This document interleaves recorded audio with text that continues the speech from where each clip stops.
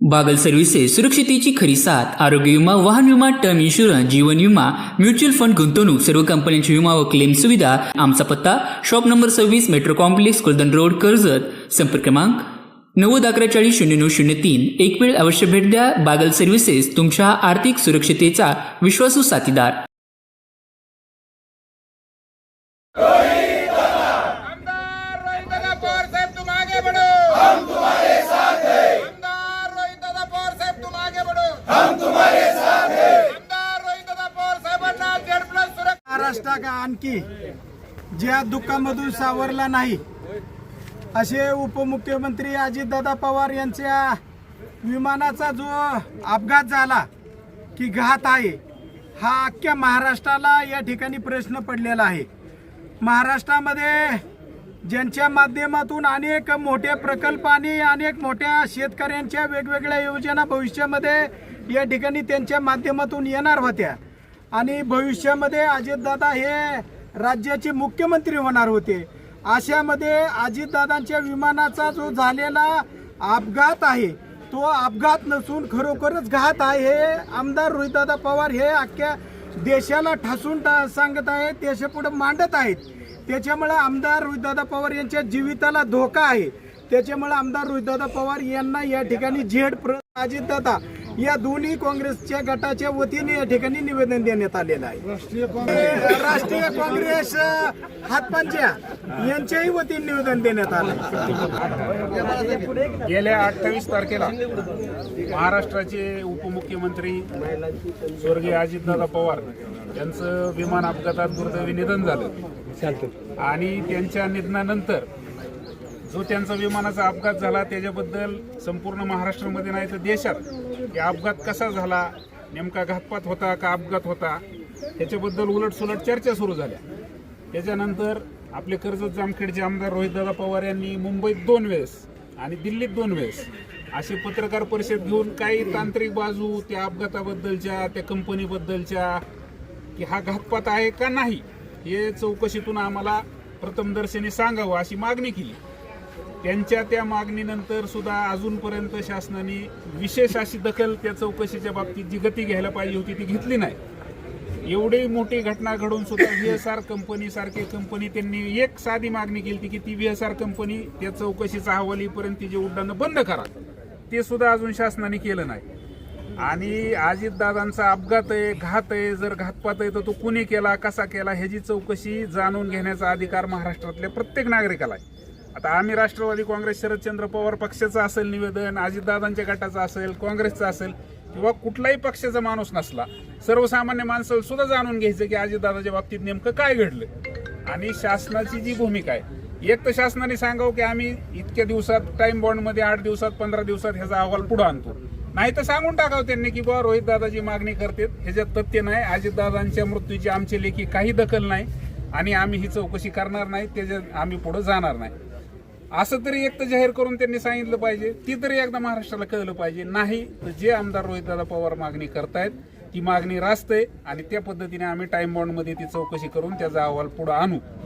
आणि त्यांनी ज्या मागण्या केल्यात, जी महाराष्ट्रभर त्यांच्या त्या मागण्यांमुळं एक वातावरण तयार झाले, त्याच्यामुळं ज्या ज्या लोकांचे त्या कंपनीत लागेबांधे असतील, ज्या ज्या लोकांचे ह्या सगळ्या प्रक्रियेत जर कुणी घातपातात समाविष्ट असेल, त्यांची लागेबांधे असतील, त्यांचे हितसंबंध दुखावले असतील, त्यांच्याकडून आमदार रोहितदादा पवारांच्या जीवाला धोका निर्माण होऊ शकतो अशी आमच्या सगळ्यांची महाराष्ट्रातल्या लोकांची भावना आहे. त्याच्यामुळं ह्या सगळ्या चौकशीची प्रक्रिया पूर्ण होस्तोवर त्यांच्या संरक्षणाची जबाबदारी पूर्ण महाराष्ट्र सरकारवर आहे आणि ह्याच्यात जर काय गफलत झाली तर त्याला सरकार जबाबदार असेल, सरकारने ह्याची दखल घ्यावी.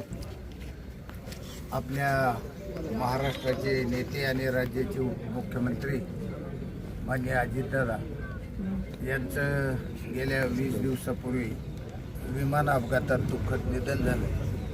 आज खऱ्या अर्थाने यामध्ये संपूर्ण महाराष्ट्राला दुःख झाले. अशा प्रकारचा धडाडीचा नेता, शेतकऱ्यांचा नेता, गोरगरीब जनतेचा नेता आपल्यातून आज निघून गेलेला आहे. खरं तर या कर्जत महाराष्ट्रावर अन्याय म्हणजे अतिशय वाईट घटना महाराष्ट्राच्या बाबतीत झालेली. परंतु खऱ्या अर्थाने कर्जत जामखेड जो काही विकास चालू होता त्या विकासाला या ठिकाणी खीळ बसलेली.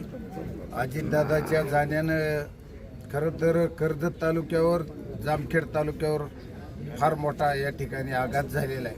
आणि या विमान अपघाताची चौकशी संपूर्ण महाराष्ट्रात वेगवेगळ्या पक्षाचे लोक या ठिकाणी बोलून दाखवत आहेत. दुर्दैवाने या ठिकाणी त्याची पूर्ण चौकशी होत नाही.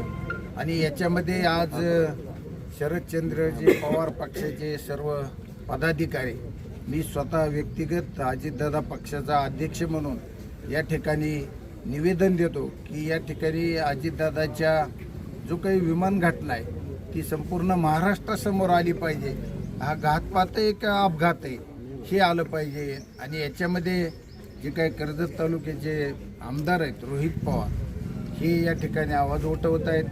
त्यांचे काका देखील आहेत, त्यांच्या कुटुंबात त्यांना दुःख झाले, त्याच्यामध्ये राजकारण नाही. पण माझी सुद्धा व्यक्तिगत अशी इच्छा आहे की या दुःखामधून ते जे काय आवाज उठवतात त्याच्यामुळं सध्याच्या काळामध्ये त्यांना निश्चित प्रकारे Z+ सुरक्षा ही मिळाली पाहिजे. तशा प्रकारचं निवेदन या ठिकाणी मी स्वतः माझ्या पक्षाचा अध्यक्ष म्हणून, एकतर अजितदादाच्या मृत्यूची घातपात आहे का काही ही चौकशी व्हावी आणि रोहित पवार यांना Z+ सुरक्षा शासन. राज्याचे दिवंगत उपमुख्यमंत्री सन्माननीय अजितदादा पवार यांचा विमान दुर्घटनेतील जो मृत्यू झालेला आहे तो खऱ्या अर्थानं अपघात आहे की घातपात आहे ही सर्वसामान्य जनतेला, कार्यकर्त्यांना, सर्वांनाच एक प्रश्न पडलेला आहे. आणि त्या अनुषंगानं आपले आमदार रोहितदादा पवार सातत्यानं आणि पारदर्शकपणे अभ्यासपूर्वक त्यावर आवाज उठवत आहेत. जर दादांनी हा आवाज उठवला आहे, सर्वसामान्य जनतेचा प्रश्न दादा तिथे त्या ठिकाणी मांडत आहेत, तर दादांच्या जीविताला धोका निर्माण होण्याची जी शक्यता आहे ती नाकारता येत नाही. म्हणून आदरणीय दादांना Z+ सुरक्षा प्रशासनाने द्यावी. कारण लोकशाहीमध्ये जनतेच्या प्रतिनिधींना एक प्रश्न मांडण्याचा हा अधिकार आहे. यावर शासनानं योग्य ती दखल घ्यावी. माझ्या वतीनं माझ्या राष्ट्रवादी काँग्रेस पक्षाचे एक तालुकाध्यक्ष म्हणून मी या ठिकाणी निवेदन दिलेलं आहे.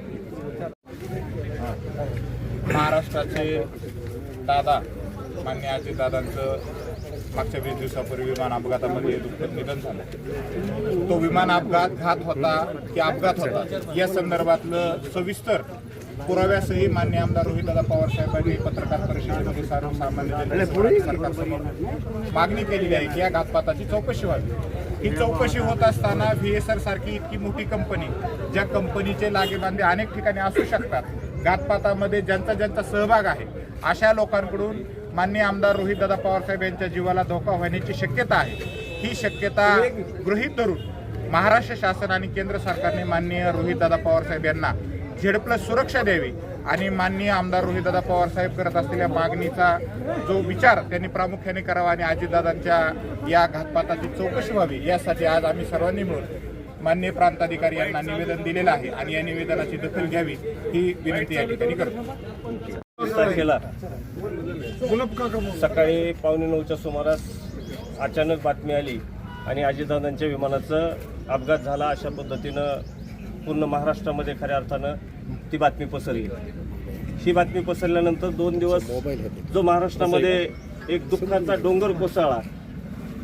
14 कोटी 14.5 कोटी जनतेपैकी अनेक जण, कोट्यावधी जनतेनं ते तिथं त्या विधीसाठी वगैरे आले नसले तरी प्रत्येक जणाच्या डोळ्यातून अश्रू आले.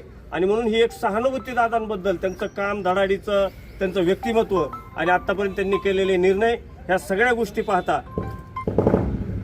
त्या घटनेबद्दल प्रत्येकाला एक शंका आहे.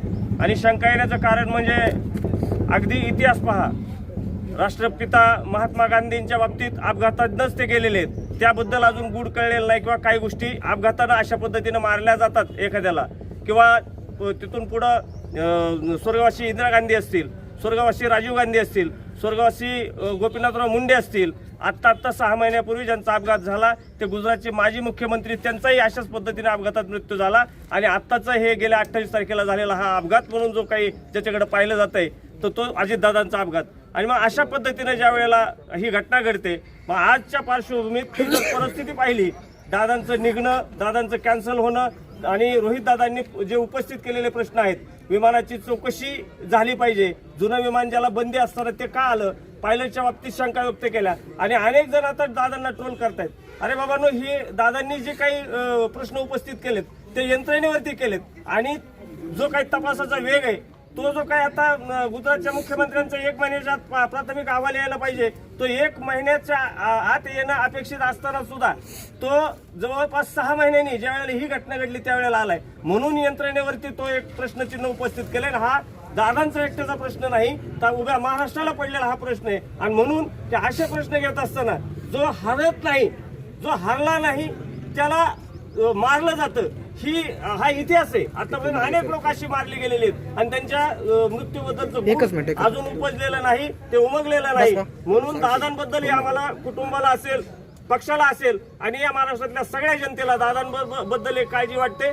म्हणून दादांना हा प्रश्न उपस्थित करत असताना त्यांच्याही जीवाला धोका होऊ शकतो ही भावना प्रत्येक कार्यकर्त्याची आहे आणि म्हणून आज हे निवेदन राष्ट्रवादी काँग्रेस पार्टी शरदचंद्र पवार, राष्ट्रवादी काँग्रेस पार्टी अजितदादा गट आणि राष्ट्रीय काँग्रेसच्या माध्यमातून दादांना Z+ची सुरक्षा लवकरात लवकर शासनाने द्यावी या मागणीसाठी आम्ही हे आंदोलन म्हणजे निवेदन आज प्रांत कार्यालयामध्ये दिलेलं आहे. याची शासनाने दखल घ्यावी हीच विनंती. महाराष्ट्राचे उपमुख्यमंत्री आणि शेतकऱ्यांचे गोरगरिबांचे कैवारी अजितदादा पवार साहेब यांचा गेल्या 28 तारखेला विमान अपघात झाला. खरं तर अख्खा महाराष्ट्र हळहळला. आत्ता या कर्जत जामखेडचे आमदार रोहितदादा जे मीडियाला जे पत्रकार परिषद घेऊन मुंबईला 2 वेळेस घेतल्या, दिल्लीला पत्रकार परिषद घेतल्या, ते जे प्रश्न उपस्थित करीत आहेत ते सगळे शंकास्पद आहेत.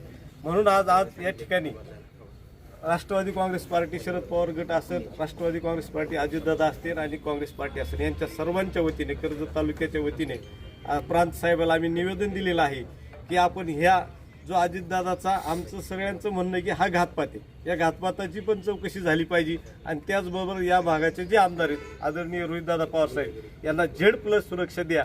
जर तुम्ही सुरक्षा देत नसेल तर आमच्यासारखे युवक दादांबरोबर 24 तास बरोबर राहायला सगळेजण तयार असेल हे निवेदन देण्यासाठी आज या ठिकाणी आम्ही उपस्थित होतो.